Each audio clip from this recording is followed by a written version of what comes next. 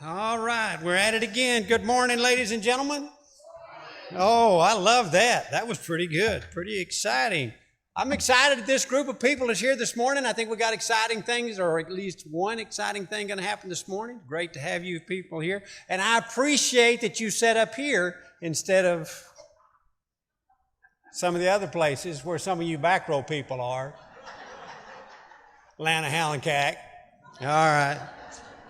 I was sitting there watching as the monitor was coming in and out, and I was thinking, I'm trying to get better at this. I want to get better. I want to do good. I want to do better. And one of my goals for this week is for my man in the booth, Michael, not to say, "Where's he going now?" I got reprimanded last week for him making a slide, and I completely forgot it. So one of my goals was to not have him say that, and I thought I got it because it's not going to be up, and he won't. But I've got to work at it now, so he won't do that. But anyway, in that vein of trying to do the best I can, I'm not the preacher, and so you may think it's not nice to criticize and correct the not preacher, but I want you to know I'm open to that.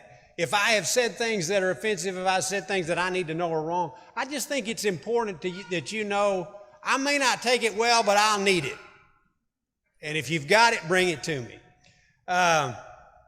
Also, this is our second week of 3 weeks in James, at least 3. We may do more, we may do less.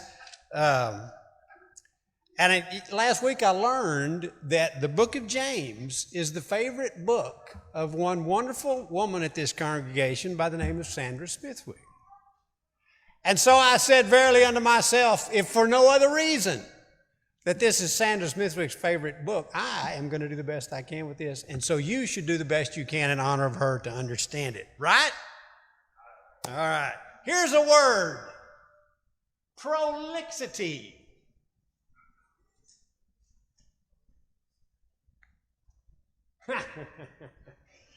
I came across this word a few months ago in my reading, and I said, what in the world is a prolixity? Well, prolixity in common everyday Vernon terms is you talk too much. Prolixity is an overabundance of words. We have come across that a few times in our lives. I have known people in my very family who were the definition of prolixity. And I'm sure we've all got people in our lives that say a lot of things. Let's not be too hard on them. Let's be hard on ourselves, but here we go. The verse that we're going to start with today, let's just get right in this, is James 1:19 through 21. And this is a pretty common verse, but I want you to not look at it commonly, please. My dear brothers, take note of this. Kind of saying, look here, this is important. Everyone should be quick to listen, slow to speak, and slow to become angry. For man's anger does not bring about the righteous life that God desires. Therefore, get rid of all moral filth and the evil that is so prevalent, and humbly accept the word planted in you, which can save you. Now, I've heard preachers, good ones, look at this and say this is talking about how we should respond to God's word. We should be listening to God's word and not speaking against it and not being angry with God. And I think there may be something to that. But for me, and for the growth that I've had in my life, or the lack thereof, what James is saying here is about how we converse with each other. It's about what we do when we come together to start moving these things.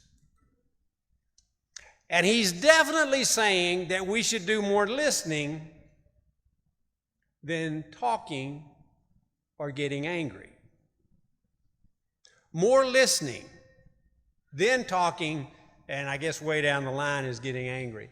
Experts say that if you want to be a good conversationalist, there's 2 of us, you should spend 40% of your time talking and 60% of your time listening. 40% talking, 60% listening. They also tell us that if you talk in one nonstop section for 40 seconds, people will declare you are boring. So there's two ways to remember that, 60-40. But for sure, what we've got here is the idea that when we are in a conversation, what's the important thing? Is it me or is it you? And I like the 60-40 because it says 40% of what's important here is me, 60% of what's important here is you. You see, the reason I like this verse so much is because I think James is telling us something, giving us a way to see in a small way what really impacts us and how we are to behave as Christians.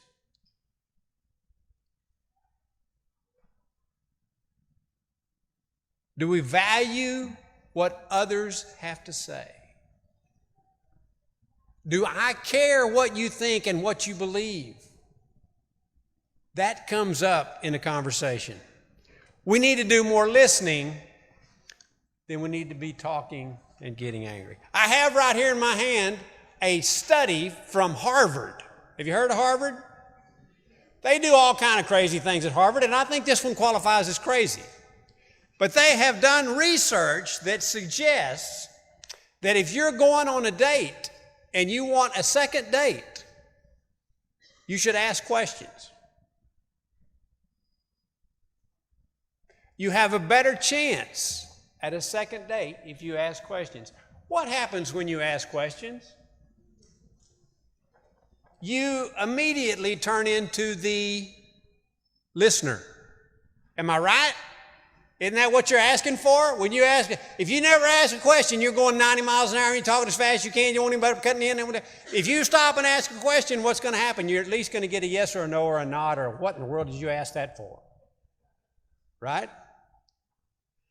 It also was interesting to me that at the end of this study, they said people do not anticipate that question asking increases interpersonal liking. When you ask questions, you become the listener, and people like you better because you ask about them. Think about that. Do you like somebody to ask you questions about what you feel and how you think? I think we do. The question is, do we need to tell our story or do we need to hear the story from our brother? And I think it's important that we realize how critical our conversations are. This started striking to me several years ago. I had a conversation with a guy, and when we got through with the conversation, he's a humble guy, and I don't guess he had a ton of friends, but we talked for a few minutes, and I thought I was doing a pretty good job with conversation. You know, I'm a smart guy. And he said, "Thanks for the conversation." That meant a lot to me. We're all like that. We all want a conversation that is of use to us. John Dryden said something that I love. But far more numerous was the herd of such who think too little and talk too much. Who think too little and talk too much. Well, when we look at this verse in James, the first thing he says is, be quick to listen. Quick to listen. And this is the idea that what other people have to say is of significance, is of real importance. You know, Paul told the Philippians, consider others as needing to listen to you because you got important things to say. No, he told the Philippians, consider others more important than yourself. Brothers and sisters, our conversations have an opportunity for us to value each other or to devalue each other. And it is very significant. You've been married a while, you know if you ignore your wife, you probably shouldn't do that. We got to understand that. And the thing to me is, conversation is something that we don't consider needing to be worked on. I'm cussing, or maybe you think you need to stop cussing so much. Or if you're not coming to church, you ought to come. But for some reason, we kind of have the idea that how we converse with each other and how much talking we do and how much listening we do, and if we ever ask a question, well, that's just who we are. But the reason I'm here with this morning is I think James is saying, do not be satisfied. Your conversations can have a huge impact on people. If you take someone who does not get listened to, who is ignored in their life, and you determine that you will listen with interest and sincerity and let them know that what they believe and where they go and what they do and what they've done is of significance to you, and it is just significant in general, you can make an impact with people. And the opposite is also true. You can really make people feel inferior. You can really drive people away by not paying attention to them. Don't underestimate this. Work at it. Make the determination that when you come across people, you are interested. You want to hear what they have to say. You'll listen to them. Let's talk about a few practical things. But we need to, this one needs to be talked about everywhere I've ever been to eat. Turn that thing off. Turn that stupid piece of machinery off and deal with each other face to face. Do not let your conversation be interrupted by your phone. Or maybe turn the TV off. You know, I go see my mother quite frequently, and I know she loves to see her son. How else could you know. But sometimes when I go in there, we got Jeopardy going on, and we're at Final Jeopardy, and it's pretty loud. And I sit down and say, Mom, how you doing? And you just might as well wait till Final Jeopardy's over. But then at other times, I go in there, and it's that guy telling us it's going to be 110 degrees again. And what does she do? She turns it off. Son's here to talk. Now, which one of those do I like better? Turn it off. Son's here. Another thing that it seems obvious to me, but if you're out here in this audience, if I see this, you know what it does to my heart? I go, uh-oh, somebody's paying attention. And it's not my mother, and it's not my wife.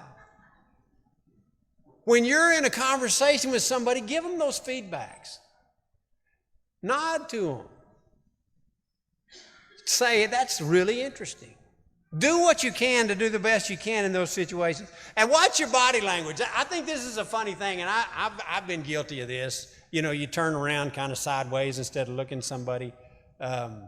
They say, the experts, these same experts that gave us the 60-40, be careful about crossing your arms. How much conversation's going on here? Not a lot. Supposedly, when you cross your arms, you're communicating a closed attitude. They think you're mad. And I think I do that when I think that's, that's one of the things we do when we get a little upset. Don't cross your arms. Concentrate on each other. You know, one of the things I've noticed is one of the best ways to end the day when I get home is to inquire of my wife's day. Because as my wife discusses her day, and I say, tell me more, and she tells me more, and I say, and then what'd you think about that? And she tells me what she thought about that. She likes me quite a bit when that's done. Trevor, you work on that. You be a good husband, all right? You listen to what she has to say. Asking people what they think. Don't underestimate these things, people. We think it doesn't matter, but oh, it matters. When you nod, when my mother turns off the TV, when I say to my wife, tell me how your day was, we're saying to each other, you're of value. You matter. Your thoughts matter. Your beliefs matter. I want to hear from you. I want to know what you think. I want to be the listener because you have value. You're important. Your beliefs are important. I can listen. I want to listen. We need to have a plan to listen. I'm going to just, some of us, when we get face to face with somebody, who can talk first? You've got a premeditated idea. You've got to have that premeditated idea that when you get home tonight and you see your wife, I'm going to listen. I'm going to listen. I'm going to value what she has to say. I'm going to see old so-and-so at church Sunday. I'm going to listen. I'm going to value what that guy's got to say. So-and-so's been through something, and I think they may need somebody to listen. And if it's me, I'm going to be there, and I'm going to listen, and I'm going to listen well. You know, sometimes we treat conversation as the same way somebody that was on a diet would treat the ice cream store. You just wander in there and see what happens. Well, I'm telling you, if you're on a strict diet, wandering into the ice cream store is a bad idea. Or the donut store, or the candy store, or even McDonald's. We need to have an idea that we are determined to be listeners. James says, be quick to listen. That's the main thing we do in a conversation. It's the most important part of what we are in conversations with each other, is I need to hear from you. I need to hear what's important to you. I need to let you know that what you're saying is important. All right? Quick to listen. And then what does he say? Slow to speak. So we're doing the listening with enthusiasm. We're jumping quickly to listen, but we're not so quick to talk. You know, we talked last week about when we face various trials that sometimes we need to give ourselves some space. We need to think about what's going on and to open up our minds to the idea that God may have something in plan for us. That while it looks difficult, it looks like a trial, good things may come from it. And to do that, we have to back away a bit. We have to give ourselves some space. And there's no doubt, giving ourselves some space when we've been struck by conversation one way or another is a good idea. Sometimes when we get in a conversation, or when we get in a second or third generation conversation, we get upset about something. We quit listening too quick, and we jump to conclusions.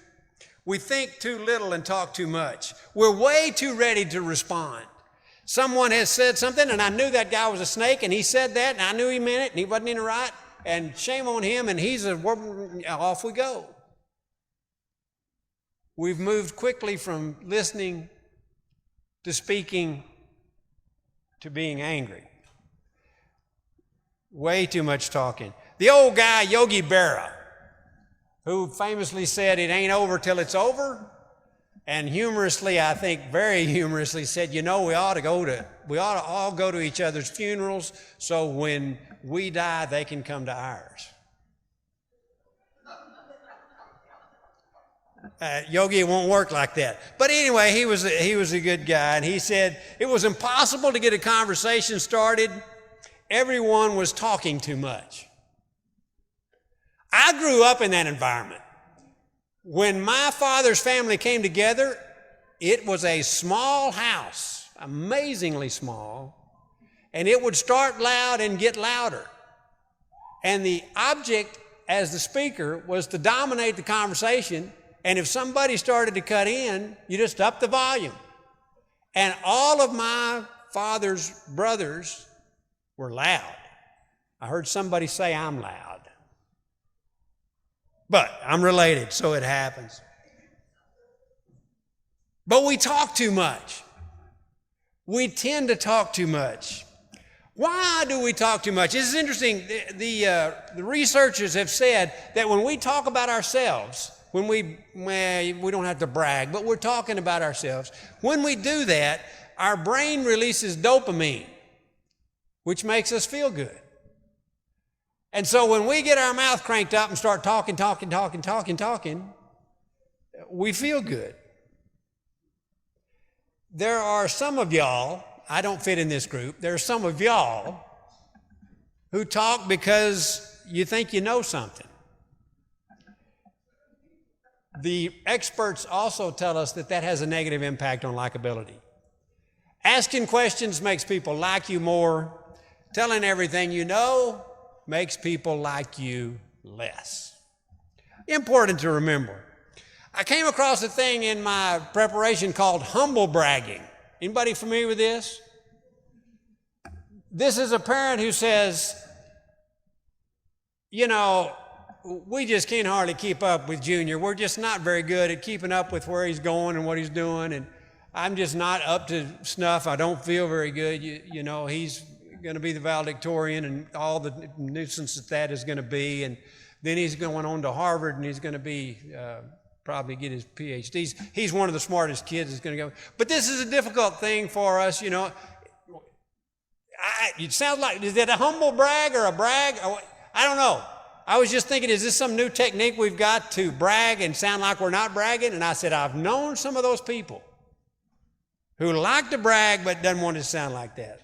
It's also interesting that one of the reasons we talk too much is we think we're going to change people's minds. It is extremely rare to change someone's mind even with the facts. Now, you know that. You know that. You get the facts and put them right in front of them, and the best you're going to be able to do is get them to leave. They will not say, oh, yes, John, you're so smart. You've got the facts right there in front of you. I changed my mind. It doesn't happen. But we think it will, and so we keep talking. I think for many of us, it's just a habit. I've heard somebody say, shh, it's my turn to talk. And so that's the way we want to talk. I also know people who can't stand the silence. This has come up a few times. As you might guess, my family was never silent. But sometimes it's quiet, and so somebody just talks. You know, you've got to talk some. James is not saying don't talk at all. He can't be saying that. But the thing I need to remember, the thing I need to keep in mind when I think about being quick to listen and then about being slow to speak is the more I talk, the more likely I am to lie, the more likely I am to offend, and the more likely I am to mislead. I can't imagine anybody in here that has not ever had an opportunity when they got away from a conversation and they scratched their head and said to themselves, I can't believe I said that. We do. We get wound up and we get to talking. I had some people I loved last weekend come to see us, and I run a little bit. Not a lot, but it came up in conversation. And when I got away from the conversation, I thought, you know, I'm not going to the Olympics, and they may have gotten the impression that I thought I was. You know, you just get going a little too much. Don't talk so much. Be premeditated in your desire to listen. First, you're going to listen. You're going to value what other people say. And you're going to be careful when you start talking. We need help in this. You probably need to ask for feedback. You need to ask somebody that you love, do you ever catch me talking too much? And look them square in the face, and you need to have a good conversation here. And let them tell you the truth. Work on it. I'm going to tell you this. If you hear this phrase very often, you may be guilty of talking too much. Okie dokie.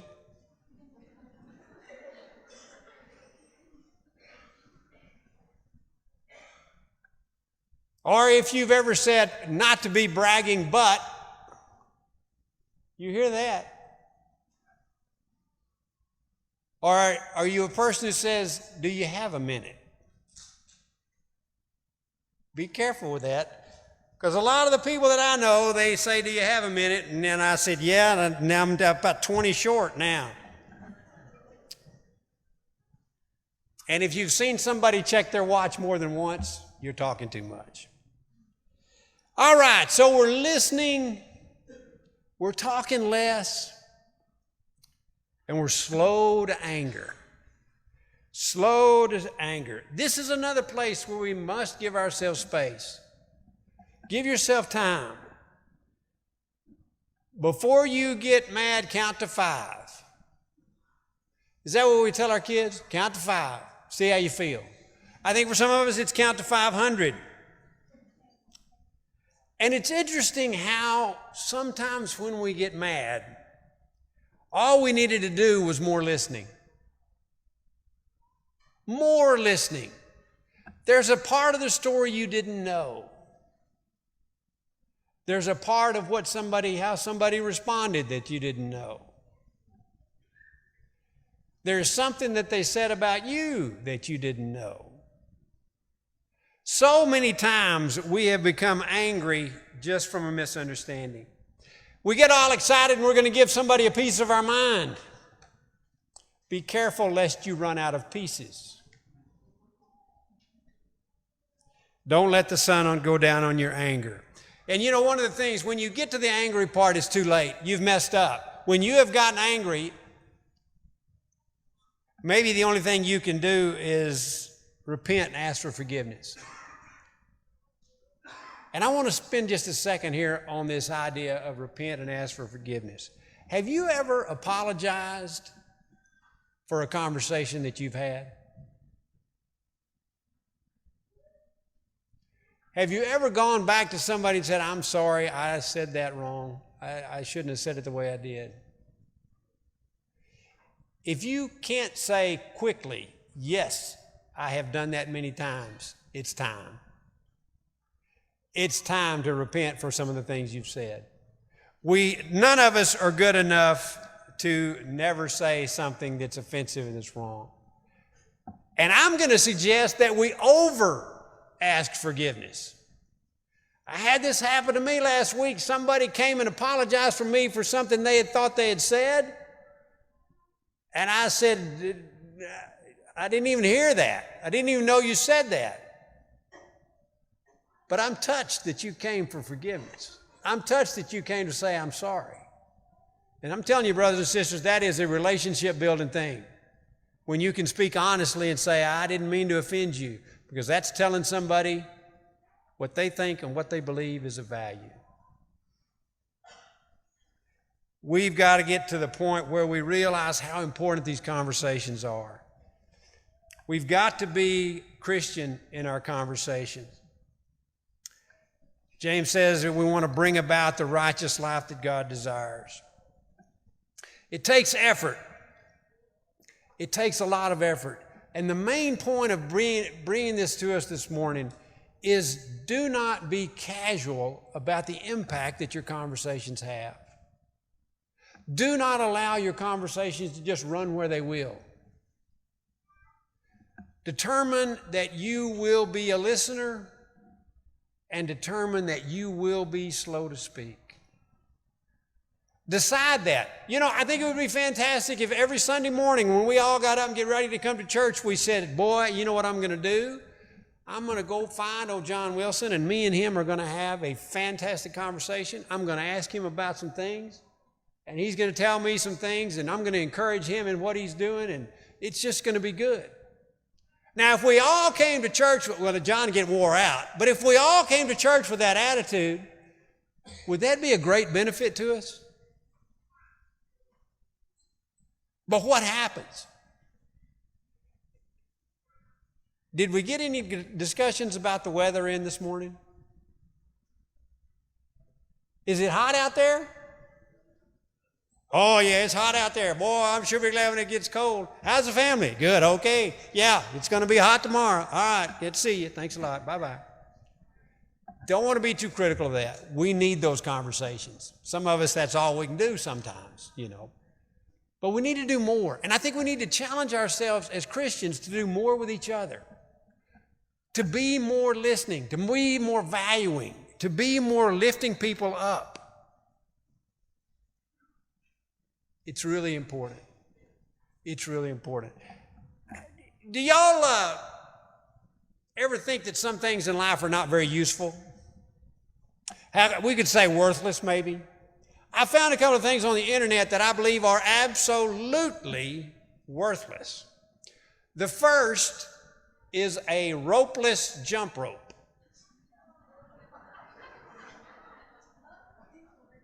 Evidently, we have developed the technology that you can twist the thing in your hands and the balls will rotate around there and it will sense whether you're jumping or not.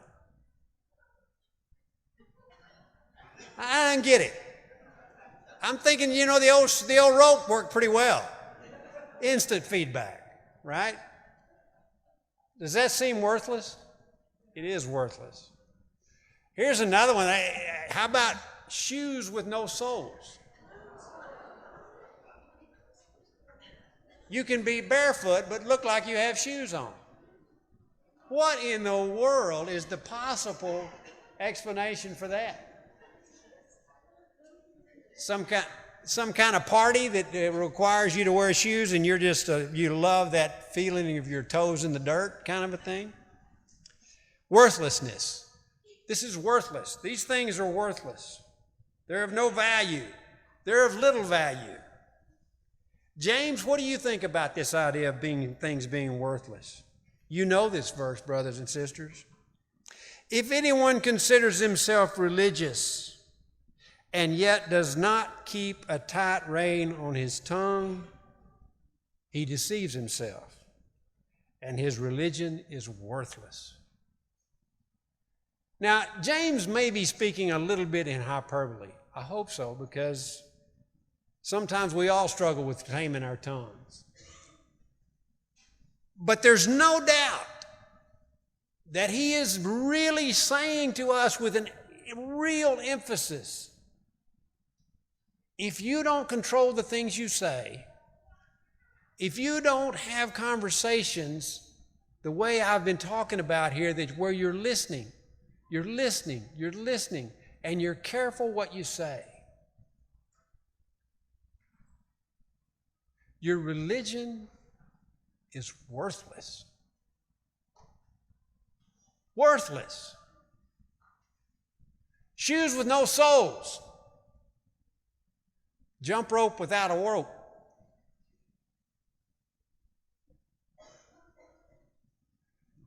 The thing I think we've got to get from that is that James sees this as very important. Very important. It's critical. We have to be good at conversing with each other. We have to learn to listen to each other. Do not be haphazard about this. Do not let things go the way they are. Do not say to yourself, yeah, I talk too much, I always have. Don't do that. Realize, and I think this is what James is wanting for me and for all of us in this, is that the conversations we have are a microcosm of exactly how we are to be as Christians. It's not me-centered, it's you-centered. I've got time to listen to you. I've got the desire to listen to you. I want to value you more than I do. Maybe even be honest in the conversation and say, I don't pay as much attention to you as I should. Let's go over here and have a little chat, shall we? I need to do better at that. Boy, with your kids, with your family, with so many people, make the conscious decision that the conversations that you have are not just haphazard. You've come in premeditated. You are planning to value the person that you're talking to, and you will be quick to listen, slow to speak, and slow to anger. He says that you are deceived. But we are no longer deceived. We realize that what we say matters. A lot of times I've heard it said something to the effect that it doesn't matter what you say, it matters what you do. And there's a sense in which that's true. But there's also a sense in fact that it is not true at all. What you say can devastate people. What you say can ruin people's days. What you say can lift people up. What you say can get somebody to try again. How you value people, how you lift them up, it makes a difference. And James says we should be thinking about and working on this in our lives. And that's my message for you this morning. Do not be satisfied with what you are as a listener, speaker, and getting angry. Don't be satisfied. Make the decision to be better. You're going to listen better, you're going to love more, you're going to value more. You're going to do what needs to be done in all parts of your conversation. So that's the lesson. I don't really want to say, come down here if you're a bad gossip and we'll straighten you out. But if there is anybody who has a struggle with this, they realize they talk too much. You realize you go on and on in conversations and you need help. I think one of the things we can do is just talk honestly about it. Talk about it, pray about it, bring it before God, and do what we can. But if you have any need in this area or any need as far as the Christian faith goes, you can come up now as we stand and sing.